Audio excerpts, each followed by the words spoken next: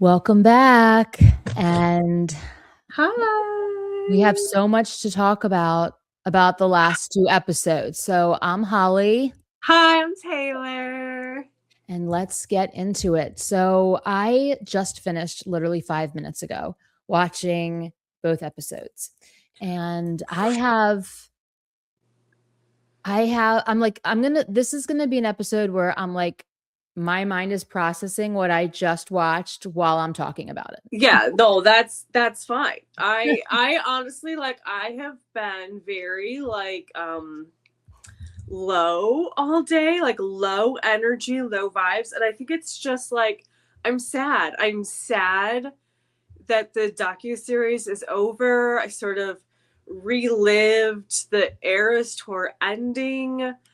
It was I know it was the episodes were very emotional, and yet I did not I did cry a little bit, but not the weeping that I know a lot of people did. And I just think I just could not tap into it or something, because I think I would not have recovered. Yeah, I But found my body was protecting me. Yeah. I understand that. I found myself crying at moments that I'm like surprised I was crying in those moments and not other ones. So yeah, it was like this weird kind of, I mean, first of all, let me just say I cried right away when I saw the title of the first one was Marjorie. I was like, please don't. I'm like, I've already had an emotional day just to begin with, but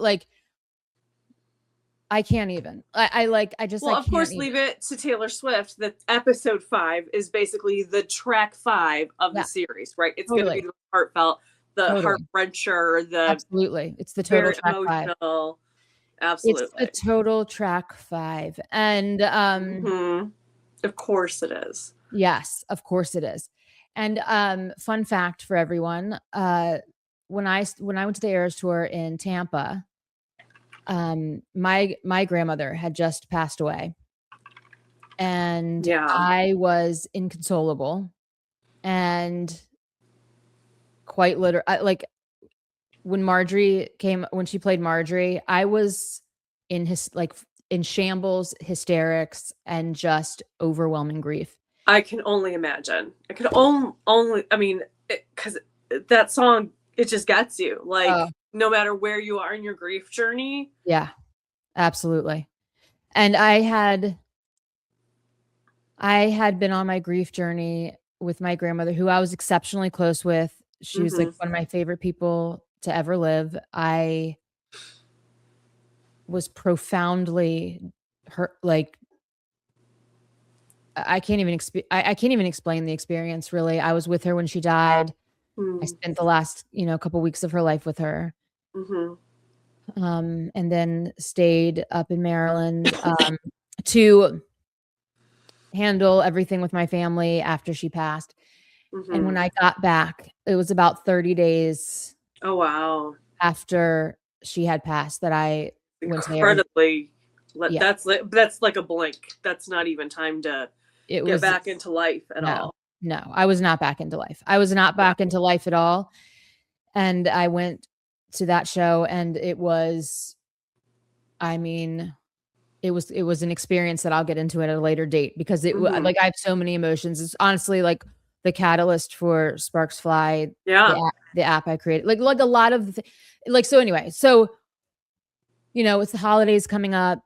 Everyone who's dealt with loss and all of this we're already feeling that. We're already feeling those feelings. And you can relate to this also. Anyone who's dealt with loss. The holidays are tough. So the holidays are tough. I will say, I had a little bit of a different reaction in watching Taylor with Marjorie. And, I didn't have that type of relationship with any of my grandparents. My grandparents were very, they were not affectionate. They were not warm. They were not loving. I don't know that they liked me all that much. So, no, my God. Well, and part of it was generation. We don't have to get into the psychology of it or anything like that. But, it just makes me like, I mean, I'm happy for Taylor that she had that. Obviously, deeply affected her in a positive way. But it did make me a little sad for me, like that I didn't have that, and I see her relationship with her mom and her dad and her brother. And, I sometimes I look at that and I think I've said this on here before, like, I sometimes think about, like, what would my life be like if I had had that nurturing, those relationships, people in my life who supported my dreams and that sort of thing. And Right.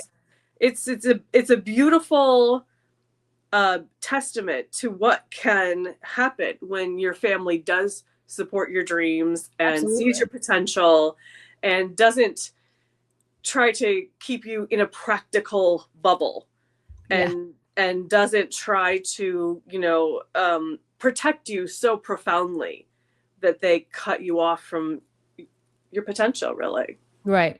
I understand that. Mm-hmm. I understand that. I will say, like, that my grandmother, when me and my mom watched the last 2 episodes together. Mm-hmm. We've watched every episode together, to be honest with you.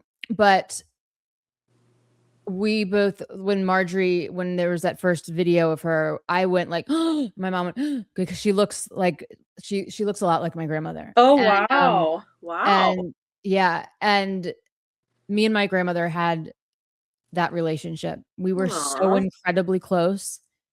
I lived with them for many years of my life growing up with my mom. Mm-hmm. And I mean, we were very close. And, Taylor, oddly, not oddly, but like her grandmother died when she was 13, Mm-hmm. Mm-hmm.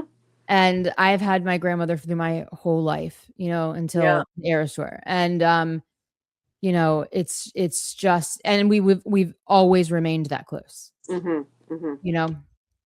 She Yeah. was extremely important in my life. And, so anyway, when I saw Marjorie, like, as the title, I was like, oh, well, here we go. Like, Yeah, exactly. here we go. Like, Here we go. Here we Get go. started. Here we go. Great. Awesome.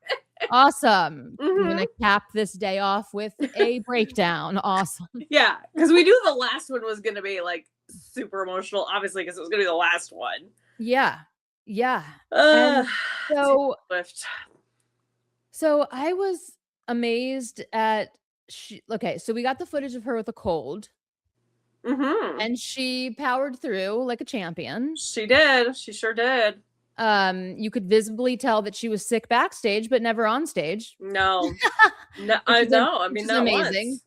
I love how these last 2 episodes really focused so much on this is a family business. I think that Mm-hmm. the overriding themes, I guess, of the whole thing, but really, really strongly messaged in these last 2 episodes, was that Mm-hmm.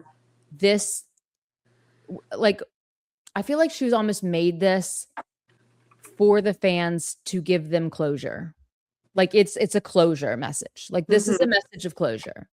And she said very strong worded things, that were like, this is going to end.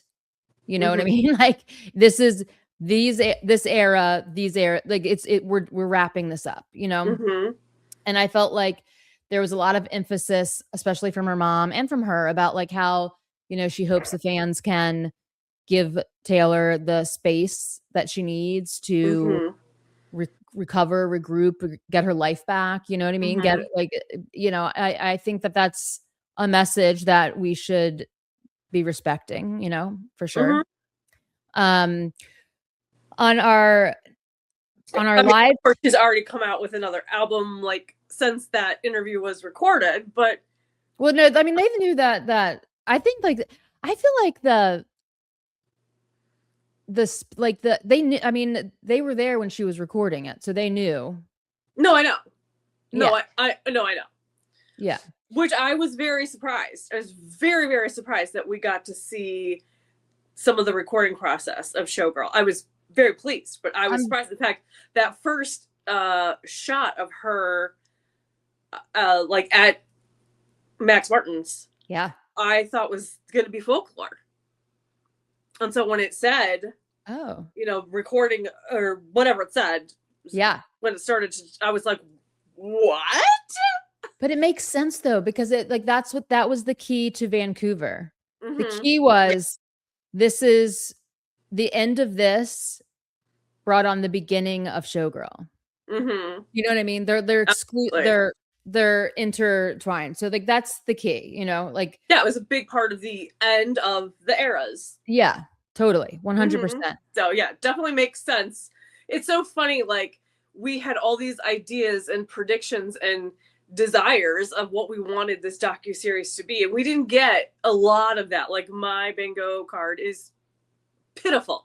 And that's okay, because what we did get was amazing and beautiful and heartfelt. And honestly, so much more. Like, I want all those details, and I hope maybe there's still some way we can get some of those details down the road. Yeah. But I love what we did get. Absolutely. And like, I love all the backstories of the dancers, her family, like all of it. Like, I'm so happy that we got to see all this, and like, it's hallmarked for all of history, like what a joy producing phenomenon this was. And like, I found myself multiple times during it going, you know what? Like, I remember hearing, you always hear about like the Beatles phenomenon, and like, you don't understand, you weren't there because like you weren't alive yet, but like it was like a phenomenon, blah, blah, blah. But now, like, how lucky are we, because we got to live through and be a part of a legitimate, actually, I think the world's biggest global phenomenon. And like, well, I feel like that, like, nothing's cooler than that.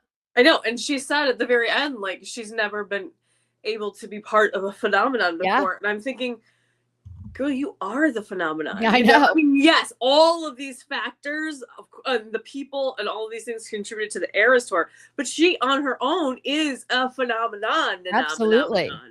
Totally. It's so interesting. But I also think I've been kind of playing with this idea for a little bit. And now that I've seen the last two episodes, it's very much cemented in my mind.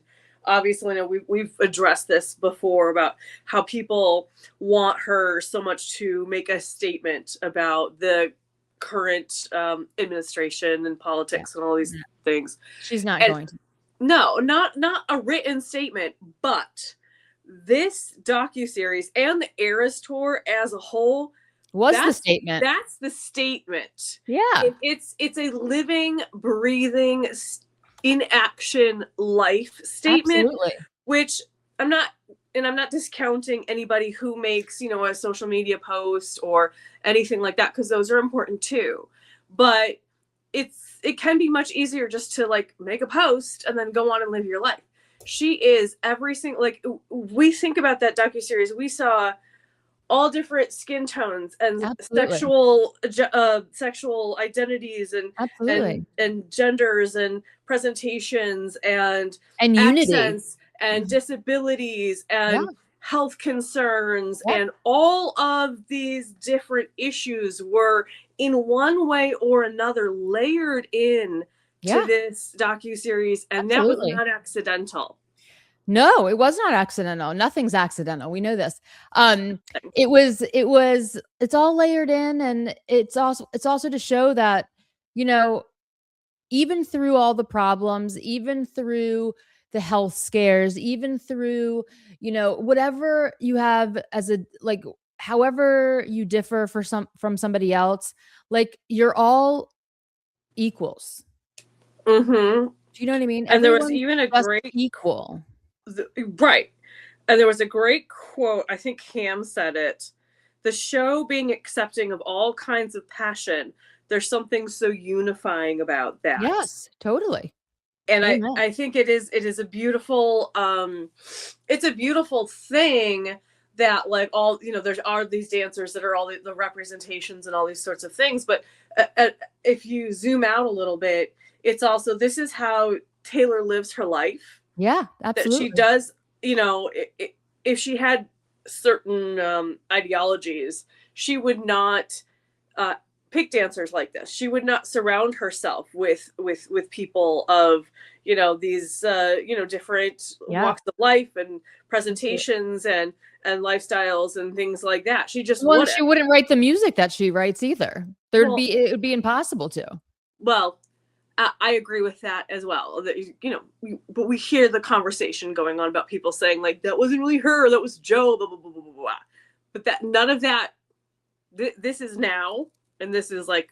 So I'm just saying, this docuseries is a very loud, very different way of making a statement, and it's a way that doesn't feed into someone who's trying to like goad her into making a statement. Right. It's a different way of doing it, and I think it's a very powerful way of doing it. Well, I mean, I think she said it best in this docu-series where she said, everyone's jealous of what you got, but no one is jealous of how you had to get it. And it's like, that's the whole, that's everything in a nutshell that we're dealing with in, you know, in regards to her. Like, you know, people can come up with like their little quips and like, you know, rants about Taylor, but they really have no like actual substance to the argument. And really what it comes down to is that they're jealous of her success, of her light, of her generosity, of her as a person, and they're jealous of the things that she has. But when you look at how hard she's had to work to get it, then no one's going to do it, and none of us really know what she's had to do to get it, because she does make it look relatively effortless, which in itself is a talent, right? Like, well, yeah, I mean, the Eras Tour looked effortless, but like it sure shit didn't look effortless from debut to here. That it looked hard as shit. You know what I mean? That's been a long journey to end. It's been like, whoa, you know what I mean? Yeah, like when she's on stage, sure. Yeah, she makes it look completely effortless. And to show this huge, absolutely. She was so focused on making this look effortless and full of joy and amazing. Like, she's just remarkable. She really is. I think that this docuseries is going to provide, I mean, the blueprint for so many new artists and artists in general and everyone. I hope it does. My hope is that I hope it does. It should. It should. It should. It should. And I think that's a kind of a secondary reason she did it. I mean, there's many reasons. There are many motivations behind it. And I think that's just another one on the list. Yeah. Of, you know, we'll set the precedent, and you can set a precedent, but the louder you make the precedent, the more public you make the precedent, the harder it is for that precedent to be ignored. Absolutely. And it's more available for people to follow. And it's like, if you're say, listen, I know that I can get this, so you need to give it to me. Yeah, absolutely. I know Taylor Swift does this, so why don't you do this? Yes, like, why don't you do that? Yeah, so I think that's just incredible. Now, I want to tell everybody that our live stream that's usually going to be on Sunday is going to be on Monday because of Christmas and all this stuff. So the shenanigans. Yeah, this shenanigans. So we'll do like 4:30 on Monday. And we're going to be exploring on our last live stream. I was obsessing over, you know, the pictures of Taylor in the music studio, and I like freaked out. Like, I went to sleep afterwards, like, because I was like, okay, I went through like all my bad apples. I did all this stuff. Like, I explored a bunch of stuff I didn't even get to on the live stream. But then I went to bed, and it literally woke me from my sleep at like 3 something in the morning. Like, I texted you, and I was like, so I can back you up on that. Yeah, I'm like, I am awoken by this thought, and it's freaking me out. And I know it's like 3:30 in the morning, so I'll just like talk to you tomorrow about it. But I just want you to know that yes, I was asleep. I like just something like I feel like I found something that is really kind of earth-shattering in this, in perspective and in linking some of these things that aren't quite. I like those scenes just made me feel unsettled. And I don't know how to explain it, except I've been obsessing about it. And out of all the things, it's like, Holly, why do you keep talking about these 2 frames? It's like, because they are striking me as odd. And so anyway, so with more inspection, we're going to get into it on Monday at 4:30. So yes, just and be like prepared her and be talking excited. to me about stuff that she's thinking about has got me thinking about things. It's cracked things open for me, and I've been Googling stuff and trying to find out all this stuff. So I think we figured out more lyrical stuff in the album. Absolutely. And like I feel like we're uncovering, we're in the process of uncovering like this like whole secondary layer to the album that nobody else is talking about.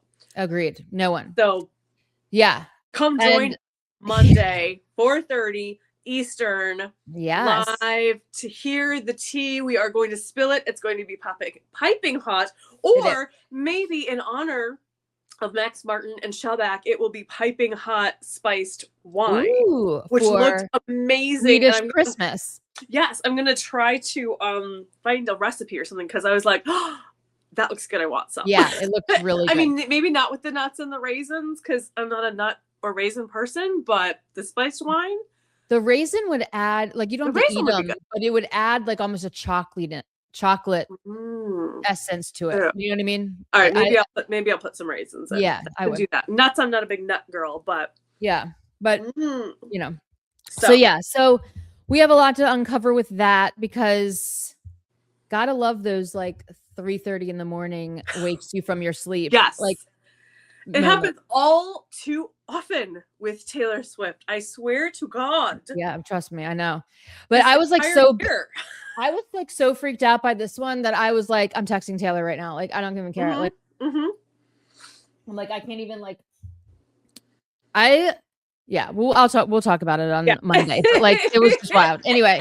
Otherwise, we'll just get into it, and we'll. Yeah, I'm recording this like super late as it is. Yeah, and I'm like too tired. I can't get into bed. Yeah, because we'll get all whipped up. So okay.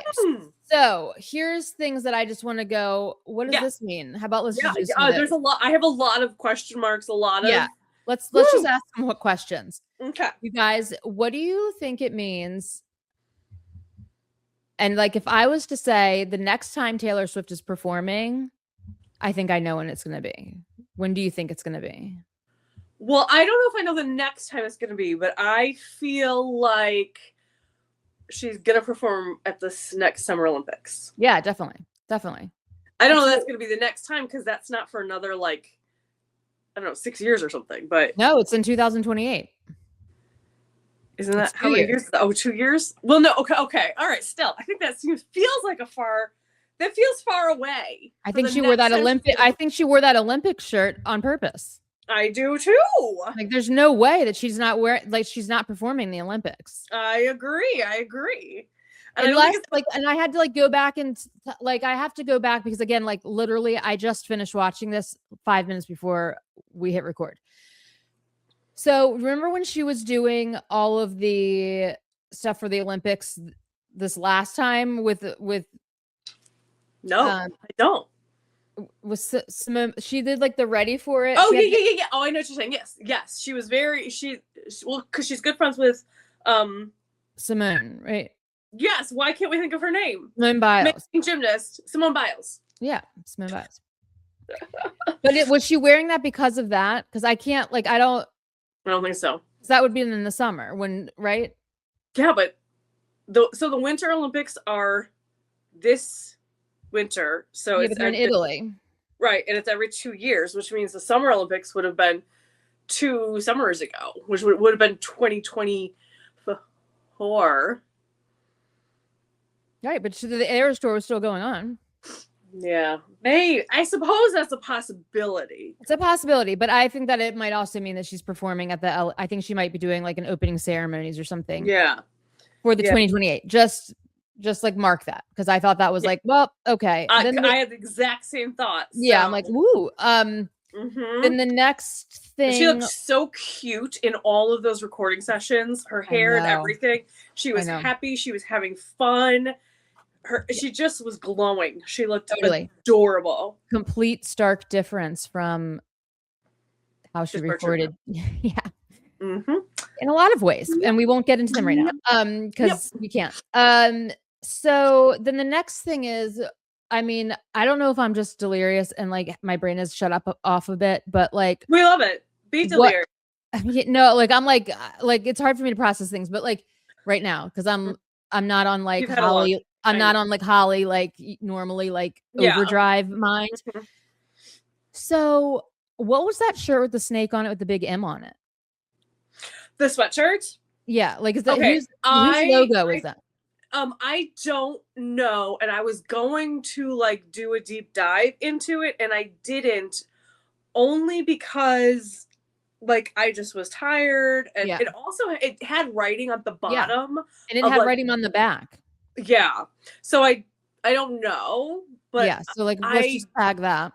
yeah, I don't know. I don't think it's anything like I want to anything, know, but I want to know like what brand, like I need to know what that is because Mhm. she rarely wears something with a logo that big, and so when she does, I must know what it means, like what it I'm is. wondering if it's something Canadian, like Manitoba something, or I don't know.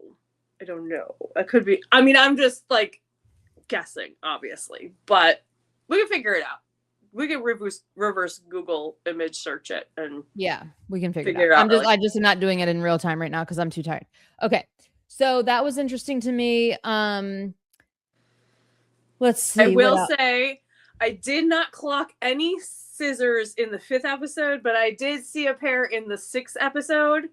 Okay. And so my count currently is at 10, which is pretty significant. And if there's got to be some in the 5th episode, because you can't tell me they're in every other episode and not the 5th episode. Well, we'll go back and look. I will go back and look. I just We'll need go to back. take a break because I don't want to get to the point where I'm like, oh my God, I'm watching this again and I'm sick of it. So like maybe after the holidays I'll go back. And it's like I can't watch it and look for scissors on the first and second watch because I'm taking it all in and I'm watching the faces and the everything. Yeah. So yes, we'll get there. We'll find them. I still believe there's going to be 13. well, there should be.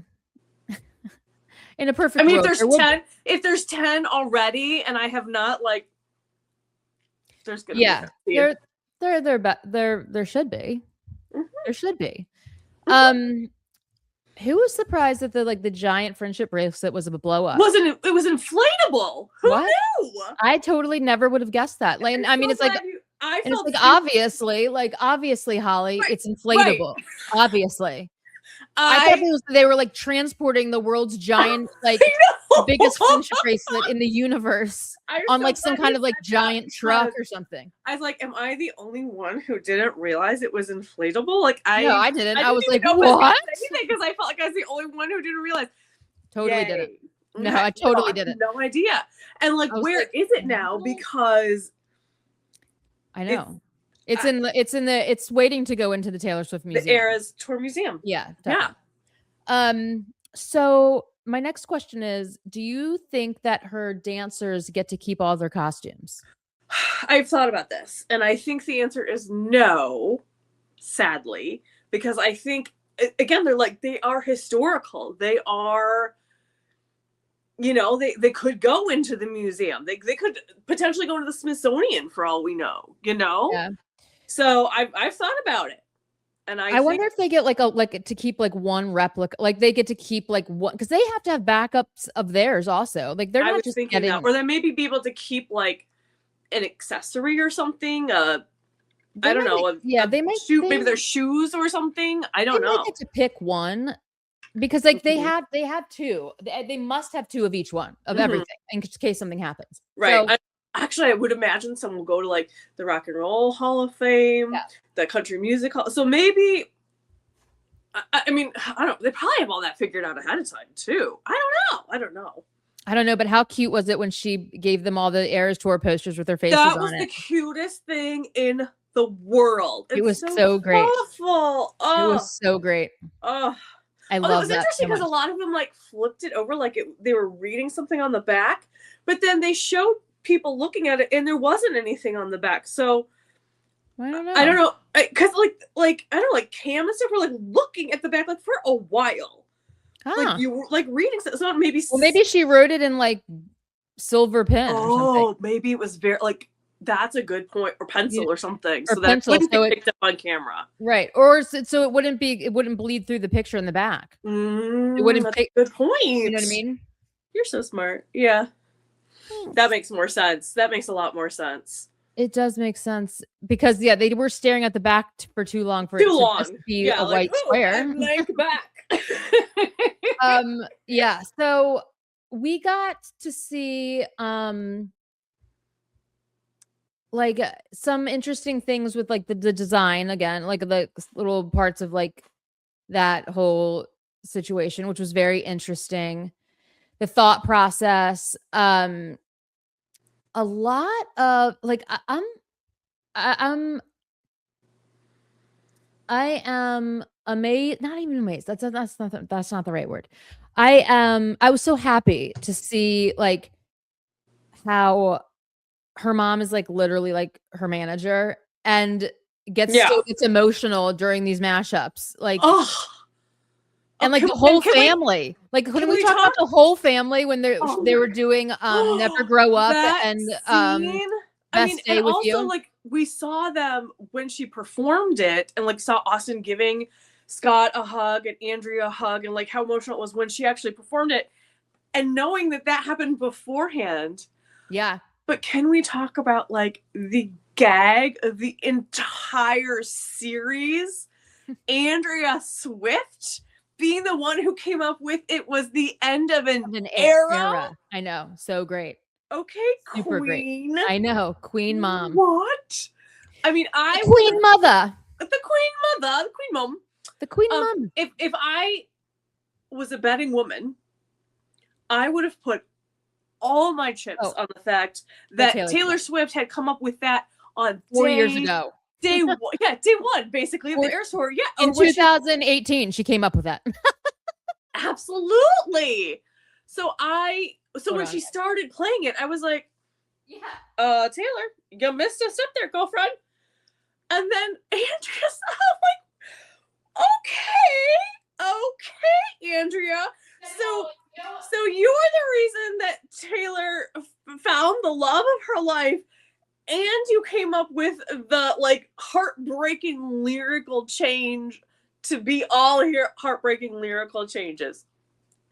And that's the power of moms right there. Do you know what I mean? Apparently so. That's the power Apparently so. Oh my gosh.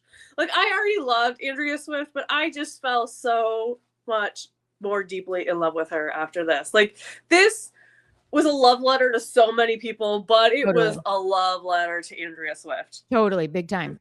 And to the whole family. I mean, like literally you just see how they move as a unit. And now it's like it's very clear now, like the depth and dedication and like not only see like the part that like really got me was like Andrea very clearly identifying like this is like Taylor's fate, right? But she's like my fate was to be the mom that like being the child of a singer, being prepped from my childhood to one day have a child that I would need all these skills that I was using as a child to allow to help my kid thrive in this exact same business.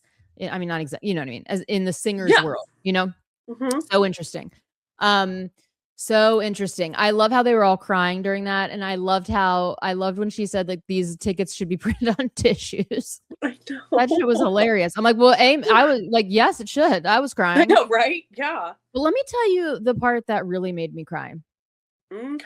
Okay. The part that really got me more so than the last like mashup was the ending and how she changed the she rededicated the song Happiness to the end of there. I could not even deal with that. Oh my god. When I tell you that I was unwell and like I know. I can't even I was like, handle this. This song really? I know. I was like, the first thing I said to my mom, okay, so the first, like, as soon as she started playing Happiness, I'm like, well, this is a very weird song to end this on. I'm like, this song? And then as it kept going with all the pictures, I was like, oh my God, it's the perfect I know. song for this. Like, I know. We were literally just talking about this on our last live stream about how like song meanings can change like in your life like over time. And now like now I view Happiness honestly in a completely different way. Like Amazing. it's like it was remarkable, and I was weeping. Mm-hmm. I was weeping. Like Mm-hmm. that was like I could not believe the imagery mixed with those song lyrics The were way over the I top. mean, the editing. I don't know who edited this, but holy moly, great Yeah, job. all the awards need All the all the awards. awards. All the awards need to go to them. And like so much Evermore in these 2 episodes. Yeah, Ooh, love totally. that. I know. I got my threads back, by the way. I think I got my Oh, threads back when I good. got my Instagram back. Didn't even realize. But so I've been on it a lot today, Good. and my algorithm really needs to be reset. But I ran into somebody who was like, I don't understand why everybody wants to think that she is somehow Easter egging us that she's ending her career. Somebody Oh my who thought God. that Can we just her stop? use of happiness was her signaling that she was like done. And I was like, Did they watch the documentary when the mom specifically said she right, writes music every single day? It's right. just the end And of this. I'm like, what? She literally just went on Stephen Colbert and said, like, I don't want to be done. Like, let's listen to her words. And also, like, listen to the words of the song. Like, there was happiness because of the tour, but there will be happiness, like, outside of the tour as well. Like, that was the message. And the message also was like really clear. Like, for all of the people that are theorizing there's going to be like an Eras 2.0, there's not. Like, Yeah. we have to be okay with that. Like, it's Yes. she said it. It's like in quotes, she said, it's never going to be happening again this way. Yes. Period. The end. Whole quote from her. And that's true.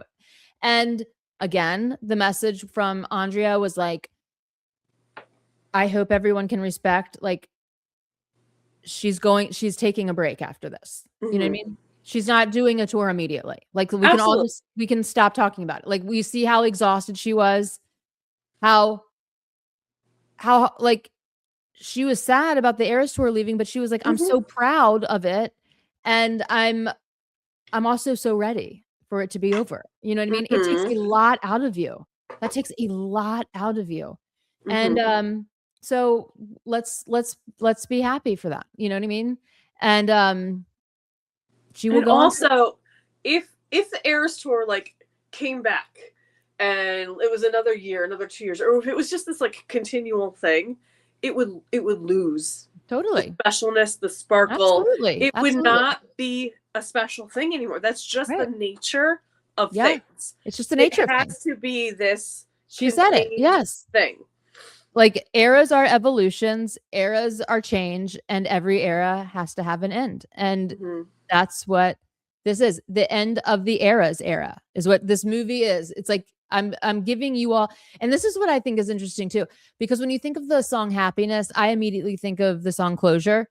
And it's like this, like, there's happiness, and then now the ending of this is the closure. Like, we have closure on the Eras tour. We will always regard it as the biggest triumph, as the most special thing in the world. Like, we will always carry it with us. Yeah. But it is over, and we should not be, you know, we need to allow her to, now she's in a different era in again, you know what I mean? Now she's in Showgirls. And like, the other thing is, oh my God, did I start crying when the last song was Life of a Showgirl? Because that was perfect. This song I'm so deeply obsessed with, and it's so emotional for me. And I'm fully not sure why, but like, it was so perfect. Like, she walked through the door and she was in the Showgirls era, and that Showgirls era was her life behind, you know, what she wrote while she was on the tour, on the Eras tour. Do you know what I mean? Living the life of a showgirl, you know? So it's obviously, I mean, come on. Like, anyway, so I don't know. There was just so much beauty in these last two episodes. So much like confirmation also, and so much like, I'm really like, you know, it would have been weird if we saw her in a place like, I don't want it to end. Yeah. You know what I mean? That would have been weird for us. You know what I mean? Like, Mhm. oh no. But she was like, I'm proud, I'm happy, and I'm so ready for this to be done. You know what I mean? Like Mhm. I'm ready. Like I did it. We all did it together. The phenomenon is real. It's hallmarked, it's bookmarked, it's historical. Mhm. We were all parts of it. It's And I mean, you could not wish anything more for anyone doing right. something big like this, that they Totally. feel that they did it well, they did it to the best of their ability, and they kind Right. of got out when the getting was good, essentially. You know, like that's what you have to wish for someone. Yeah, and That that they, and that she doesn't want to even she's like, I would change nothing. mm, It was perfect. She's like, I would change nothing. Like it's exactly how I wanted it to be. It's yeah. exactly how I wanted it to be. And it was even exceeded her expectations. You Mhm. know, it truly became a phenomenon that is so rare to behold as humans. Like we were all witness to it, a part of it, invested in it, and that is like so incredible. Like some people don't get to experience a phenomenon, Mhm. you know? And like we did. I know. And we're so lucky. And we're so lucky. So I'm so excited about that. I will tell you Um that I had a slightly morbid thought at the end of this, and oh, because it's so hard saying goodbye just to this tour. And I thought, I am actually glad that I will probably not be alive when Taylor Swift passes away, because I genuinely don't think that I could handle like the tributes, the goodbyes, the oh my God. retrospectives, the emotional everything of Oh my God, I can't even think that. about it. I can No, like I know. literally can't. I know. I can't. I mean, it's so hard just to say goodbye to a tour that I did not even attend, Right. right? Yeah, but you So did attend it via live stream and as being a part of it. I'm serious. It's a I know, part of it. I It's know, a part of it. but yes, but if I had gone Mhm. physically to a concert in Yeah. an arena, Right. the experience would have been even more, I don't know, like profound, whatever. It would have been different. So, yeah, I mean, it's not like I've been walking around carrying that all day, but it was just a thought I had. Like, Yeah.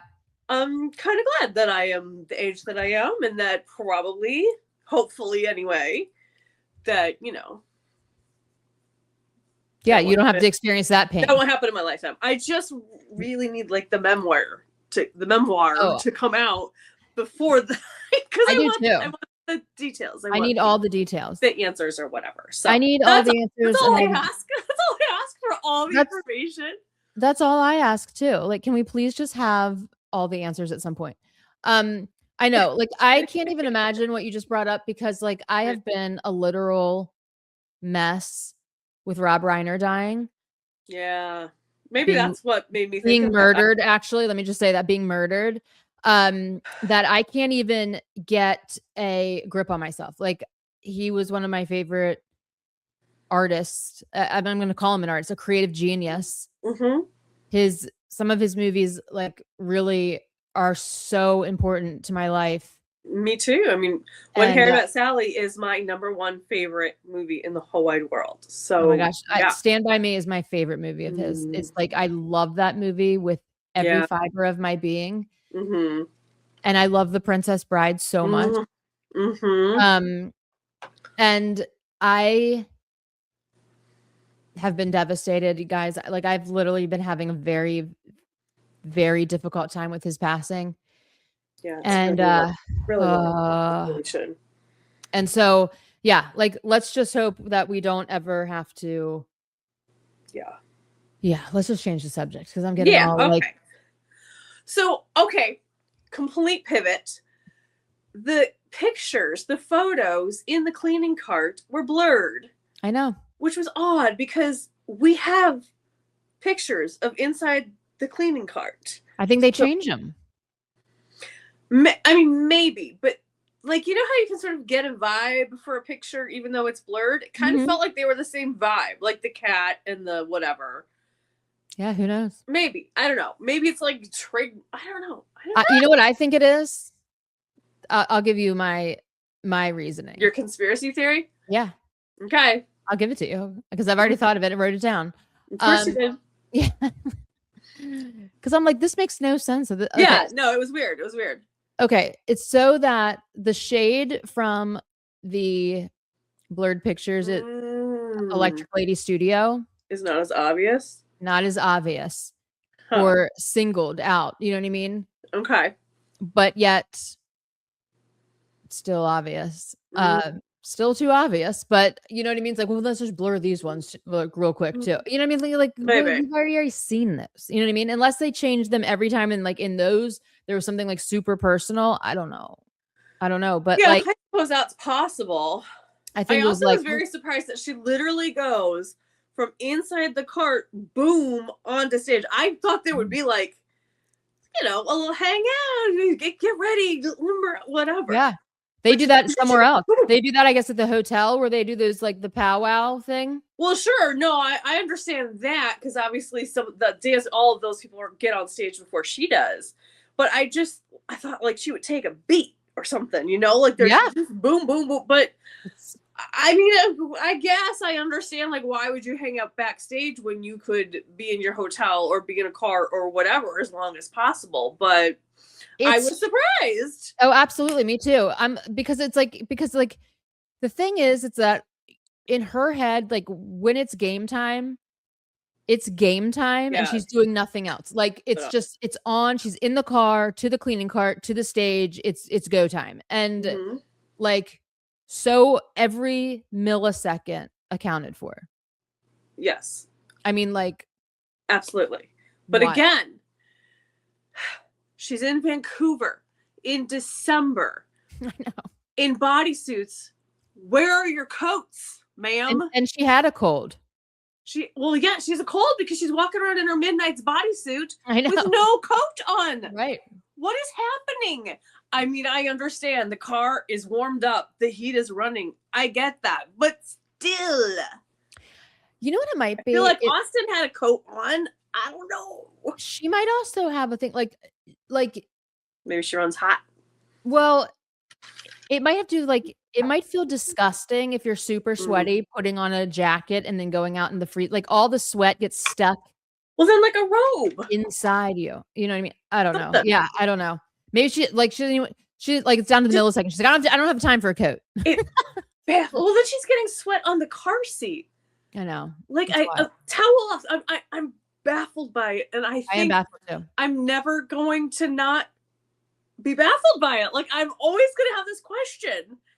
Unless like her wardrobe person comes out and tells us, because I've seen other people asking the question. So we are not the only ones focused on this. Well, maybe it's also like something like she likes the feeling of the sweat because it feels like the show. You know what I mean? It feels like all your hard work, and maybe she likes to like sit with that for a second. You know what I mean? Like, you know, not in a gross way, but like in a. No, I understand, not in a gross way. Like I get it. I've worked out hard and understand that. Like you feel kind of accomplished or whatever, but yeah. I mean, would your car seats appreciate that feeling? Like, I don't know. Maybe very rich car seats don't observe sweat. I don't know. Probably get like a new car seat every day. I don't know. They probably change out the car seat every day. Wouldn't that be funny? No, they don't. They'd sell it or something. Like this car seat has Taylor Swift sweat in it, and some gross man would buy it. Yeah, they're not selling it because of that. Because of that reason alone. They're like, I don't know. Who knows? Who knows if there's like a moment where she puts a towel on and like maybe there's one on the seat. We don't exactly see the seat, so yeah. I mean, who knows? God only knows. There was so much that just blew my mind, and like I'm gonna have to. I've only watched them both once. These last two, so I'm gonna have to go back and watch it again and kind of like absorb everything from I've already watched it once and now I'm like identifying things. Oh yeah. But I really liked when she talked about she says, I love being hyper detailed, and I think I've really gotten into that obsessive nature, or I think my fans have really gotten to that obsessive nature of my storytelling too. yes, Taylor, Yes, that's why yes. we're here. Like, yeah, like, yes, we have, and that's why we're here, and that's Yeah. what we do, girlfriend. Yeah.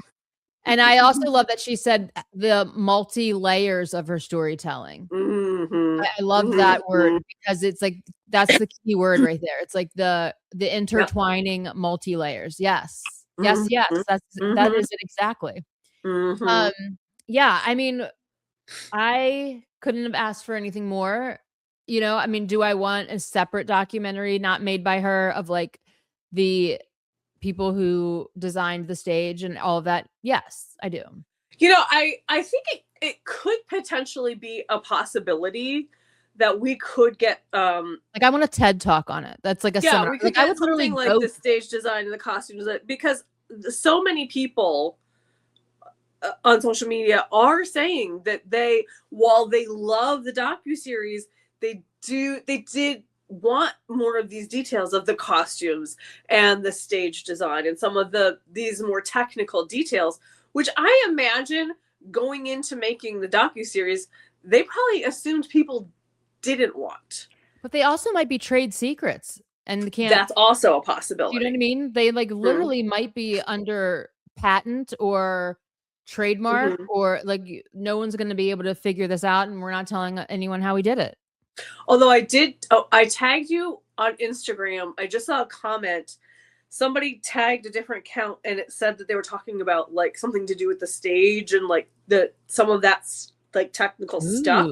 Okay. I did not go to that account just because like I was doing something. I was in the middle of something. So it's just like, hey, Holly, go check this out and see if that's something. Oh, I definitely will. I definitely will. I have not like even been on my phone at all. I know. That's why I tagged you because then I knew you could get to it in your own time.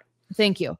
I will definitely do that, and I can't wait to ask my brother all of this. I'm going to be relenting on my quest for answers from an engineer who's really smart. So like little does he know what's coming on Christmas. Yeah. Little present for him to figure out. You're gonna have to sit down and like watch both Eras tours with him and the docuseries. So he can the very final scene where it just had the writing, you know. The note, you mean? The where it said like her the Showgirl is her best-selling letter album to date. Thank you. Boy, I think that the lack of sleep is getting to me. We're both exhausted. It was like it looked like it was the stage, but then there was like part of it was like up. Like it didn't look like the stage. Oh. It didn't look like screens. It didn't look like any of the stage that we had seen. I didn't notice that. I was too busy reading. Yeah, no, I know. I only noticed it my second time through. Okay. So I don't know what it was. I don't know if it was like a practice stage. It didn't look like the stage. It could be like a primary layer and then the screens go on top or something. I don't know. Maybe. Yeah, there's so much to unpack with that I cannot wait to find out. I literally can't wait to find out. So sorry. Is there can we talk about how these like the huddle like speeches my God are like the most profound, beautiful speeches ever. Hold on. I just did that thing. Keep going. Yeah, that's fine. Like not just the ones from Taylor, but the ones from like the dancers and the singers throughout this entire series.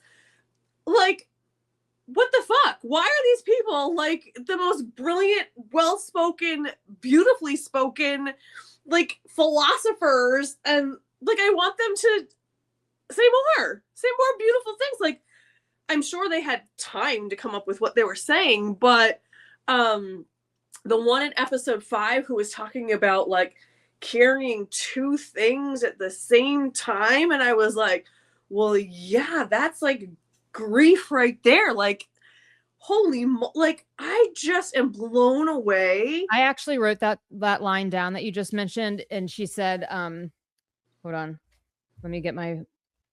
She said, hold on, let me find it. I'm like delirious and can't even read my. She said it was something like, two different things can be true at the same time. And I also think that that is such a message for showgirls also. Like it's also a 2, but it's also like, oh, I didn't think of that.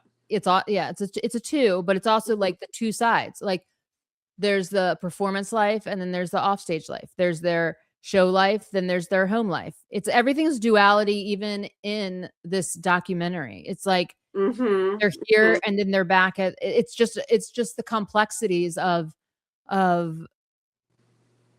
being two different characters.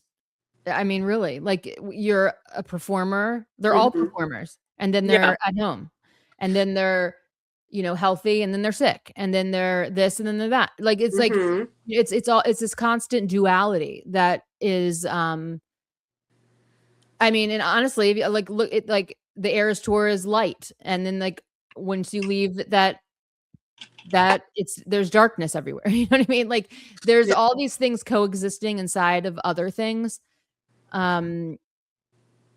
It's just a whole bunch of duality. It's the complexities of humanity, really. It is what it all boils down to. And it's a profound thing. It really is. It's how one event changed everyone's life that was in it, changed everyone's life who watched it, changed everyone's life who lived in the cities where it happened. It changed the lives of like the people that, you know, the food banks, the donations, the like so many things that, you know, it changed those kids' lives when she was giving them the red hat. Like these interesting things. And like even in that one scene where she's like that the kid that gave her the red hat, I mean, when she gave him the red hat and they said, "Is this real life?" And she said, "I don't know." Yeah. He was like, I didn't even know how to answer. I didn't like, I don't know. And that's, again, this weird duality. Like, is this real and is it not? Like, what is real and what isn't? It's real when it's happening. Yeah.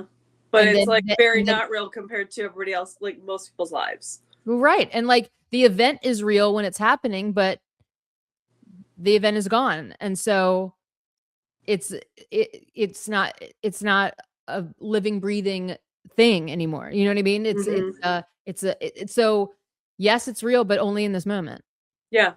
You know, and I think that's like I think that's the whole mirror images, dualities.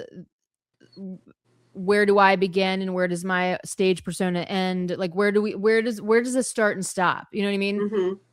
Like people are going to carry a torch forever for this tour, and it's going to live on in our hearts and memories, and for that reason alone it will always be real. You know what I mean? Yeah. But the actual physicalness of it, is it real? Is this real life? No, it's not. It's real right now. Yeah. But when you go home tonight, it's gone. Right. It's a moment in time. It's a moment in time. Yeah. But also real, but only while you're there. This has reminded me of this book that I love called The Night Circus. If anyone needs a new book to read, I highly suggest it. So anyway, it's super excellent. Oh my God, it's so good. It's very, very good. And it actually does really well with the themes of this docuseries of showgirls and illusion, I guess is the illusion.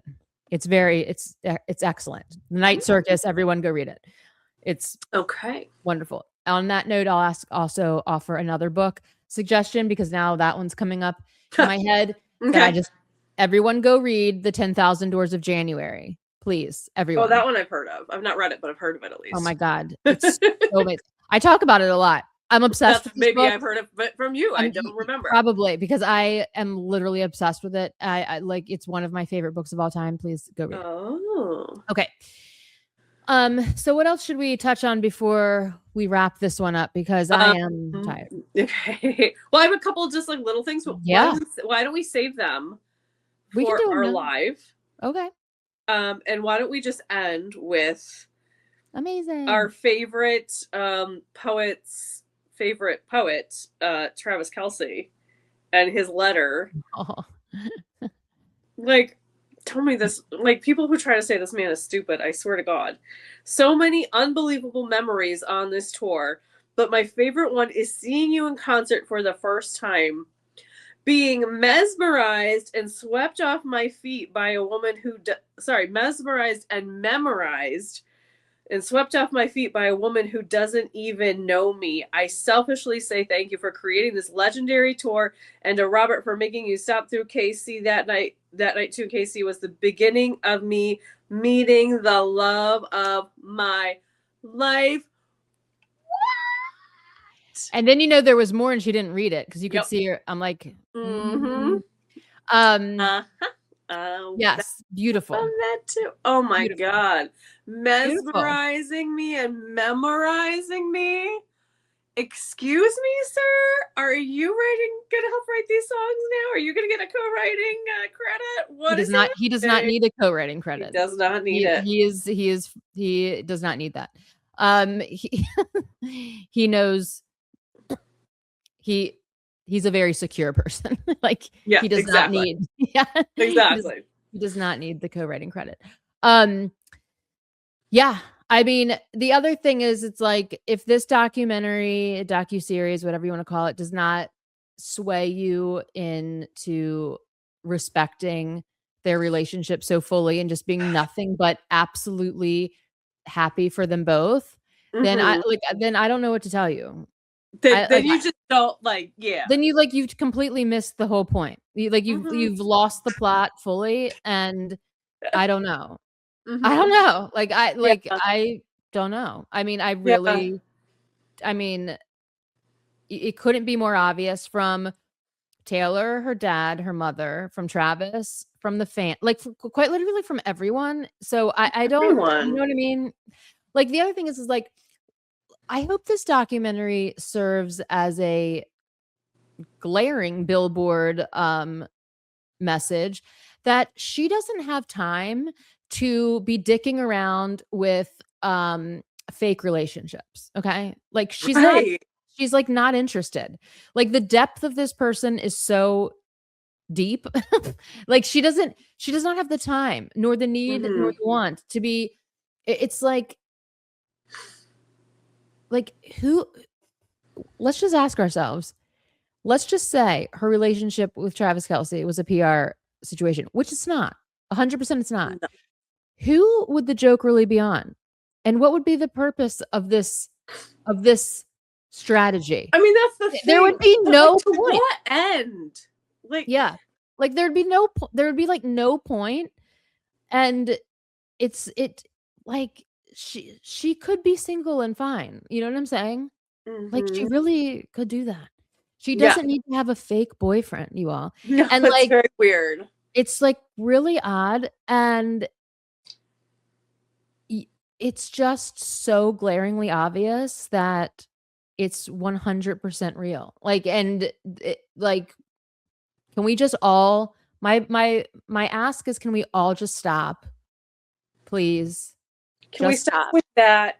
Can we stop? And can we also stop with Gaylor? Also, Gaylor needs to go away.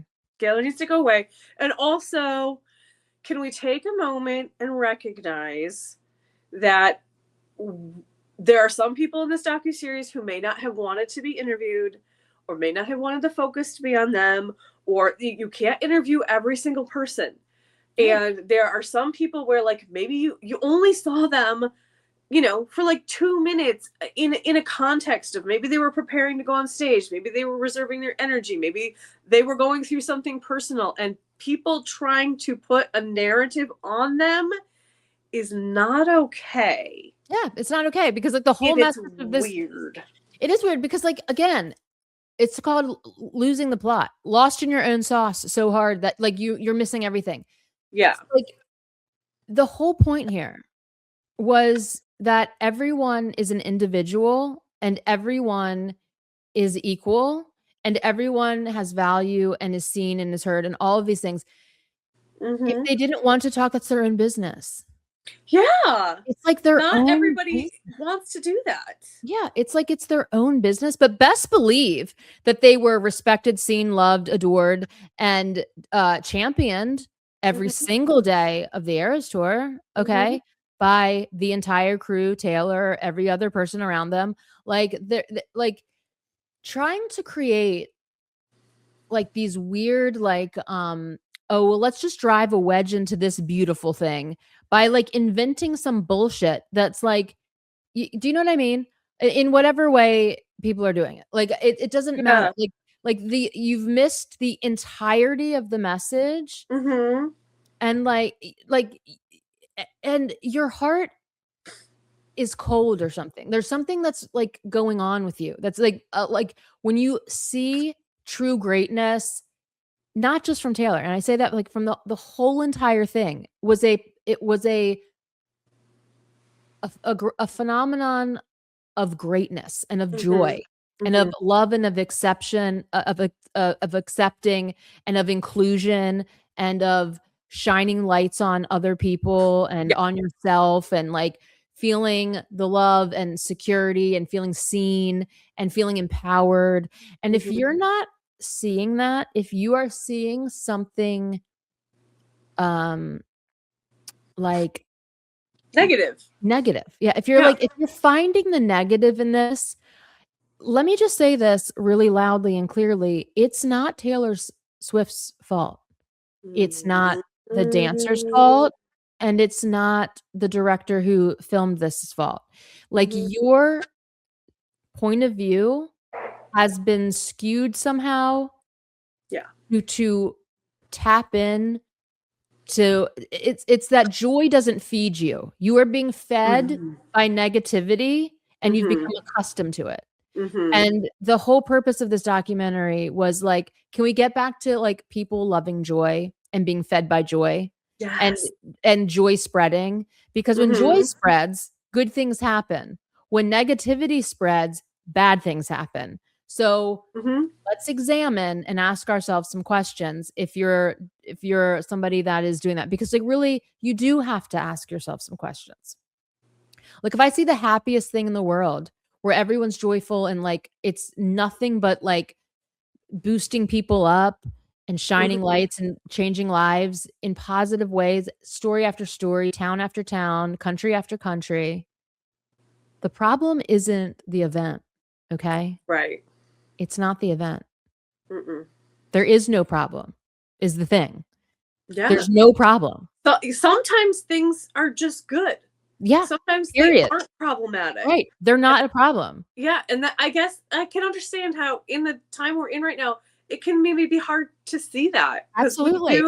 But what I'm saying is like, let's just ask ourselves some questions. If I'm seeing negativity and things that are nothing but joyful, that are bringing people nothing but hope and light and healing and love and acceptance and inclusion and empowerment and, you know, emotional recovery and healing. If this is what I am being exposed to and I still have to see, find, or navigate to a narrative that is not on display because I need to be negative, then like why? Let's ask ourselves why and how to change it. Because it's something in you. It's something in you. It's not the show. It's not Taylor. It's not our crew. It's not our dancers. It's not our songs. It's not our fans. It's not the friendship bracelets. It's not the arenas. It's not the cities. It's not the giving. It's none of it. It's none of it. It's something going on only through your lens. And I implore people who are viewing things this way to really get out like a little wipey and like dust off your lens. Okay. Like wipe your lens, wipe the lens. And hang up because we are all about finding the joy, unapologetic find the joy, celebrating it. Celebrate the joy. You have it in you. All humans do. All humans can find joy. Okay. And you know, and what was the guy said that this tour was about helping adults feel like kids again. Yeah. And I think that was so key. It was so key. And that's a big, big part of it. And we don't get that opportunity. Yeah. Like so rarely as adults. And even as kids, sometimes we don't feel like kids. Yeah, And agreed. it's a really beautiful thing. And I think a, that really touched on a big psychological part of why people absolutely. obsess with the Eras Tour. Absolutely, without question, because it's freedom. It's freeing. You can, you know, be silly and happy and dress up in costumes and dance and show true joy and not be judged on it. So, you know, I just ask anyone who is viewing this in a different way to hang out with us because we'll help you find the joy again. Like you can find it. It's in you. It's in you. It is. And it is in you. It's in you and you can do it. You can do it.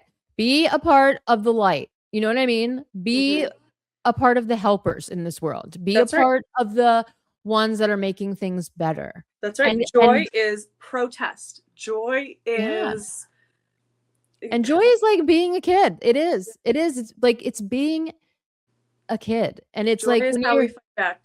Yeah. And you know, it's sad because it's like, you know, somebody snatched your joy, but like we're going to help you get it back because it's inside of you because no one can really take it. You know what I'm saying? Like no one can really take it. Yeah. It feels like they can, trust me. Like, and this is like a daily battle. Okay. Yeah. I'm not like, I have a flip out every day about something that's like really upsetting me. You know what I mean? Yeah. Really both been through it. Absolutely. Hurting me. Multiple times. We've both been through it. And, let's be bright, shiny lights. I mean, the thing is, let's all just be bright, shiny lights and make the world better and not worse, you know? Let's be the change, you know? That's it's in us. It's in us to do. It is. And it's in us to give the light to somebody else who doesn't have it. You know what I mean? Yeah. The light, the world is brighter when we're all shining. You know? That's right. So that's that. It just grows. It just grows and grows and grows and grows and grows. Totally. So yay. All right. Well, we did it. A whole different place than we knew, but that's okay. It's a great place that we went to, and I love it. Yeah.